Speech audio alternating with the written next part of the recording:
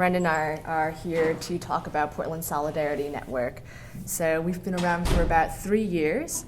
We are a grassroots, all-volunteer community group, and what we do is we work with tenants and workers who are facing exploitation, doing direct action campaigns that escalate to put increasing pressure on individuals and companies that have been exploiting workers and tenants until they give in to our demands. So what that looks like is we get a whole bunch of people from the community together and deliver a demand letter saying, okay, here's what you've done wrong and here's how to rectify that. And it's great if people will say, okay, yeah, here, you can have your security deposit back, or here are the wages you're owed, but that's not always going to work. So what we do is we have increasingly escalated steps in our campaign, more and more posters with stronger language.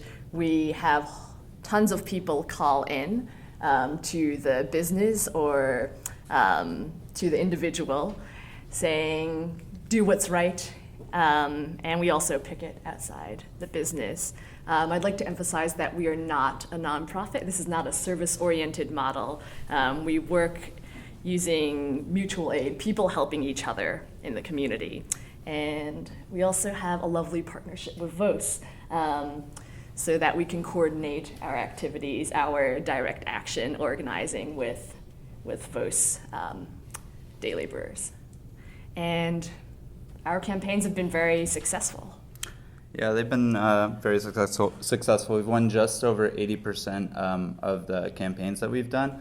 The reason why, there's numerous reasons why. Number one is we're not biting off. We're not biting off more than we can chew is really the thing. It's we looked at the fact that we've seen over and over the left fail or go and stand outside of banks, and demand things that they just weren't going to get with 50, 100, 1,000 people standing outside of Chase. And the idea is that we eventually will work up to being able to take on bigger and bigger campaigns, being able to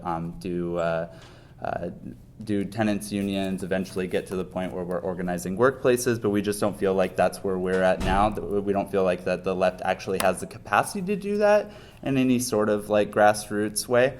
Also, we require participation. We require the people that we take their campaigns to be an active participant in the organizing project. We're not doing it for people. They're actively doing it with us. Emily said a little bit about that. We're picky about what we take on. We're not going to take on just any campaign. We make sure that we have one that we feel like we can win. That we're pretty sure about being able to do that. And and another reason why we've been successful is that these issues, specifically wage theft, is a big one that we deal with. Wage theft is what we did with VOS, and then we do wage theft in other areas in the Outer East Side. Right now is where our main area of focus is, but we also have an Inner East Side committee and a Beaverton Hillsborough committee that we're working with, and these issues are just widespread, especially in Outer East Side. We've been having deposit theft cases and wage theft cases coming in like crazy. We had 20 calls in the last 2 weeks, from an area, from a 10-block radius, just out by 160th. Yeah, I mean, another thing is that we're not, we truly believe that, that another reason why we've been successful is that we're not relying on politicians or expensive lawyers to get this stuff done. It is actually better to go with us than it is to go with a lawyer. In most cases, we are going to win you your shit, before a lawyer will, and we have higher percentage. Unless you got a lot of money to throw out on a lawyer, we win. We win more often than most lawyers do. This is in personal capacity, not organizational, but I'm fighting for rainbows and ponies, and personally, and I see that these are the small steps that we need to take to get there. We cannot start out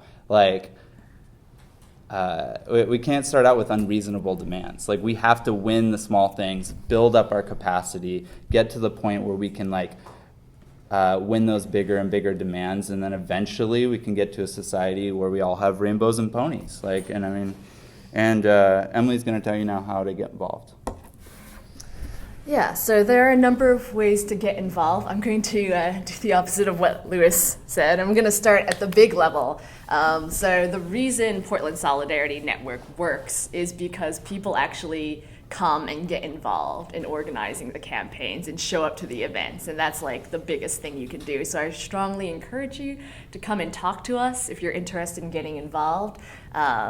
Myself or Brandon or Josh in the back over there has our lovely sign-up sheet, and we can tell you how you can come to a meeting, a committee meeting. We just started a new committee structure, like Brandon was talking about, and our eventual goal is to really build up strong capacity that are rooted in specific areas, either geographical areas or just areas of work that we're doing, like specifically tenant organizing. And we also rely heavily on supporters just coming out to actions, maybe not doing all the nitty-gritty organizing work. We'd love to have you, so if you're interested in getting updates on what campaigns we've got going on and when there are events, please sign up on our list with Josh. And I think you can also check out our website, portlandsolidarity.org.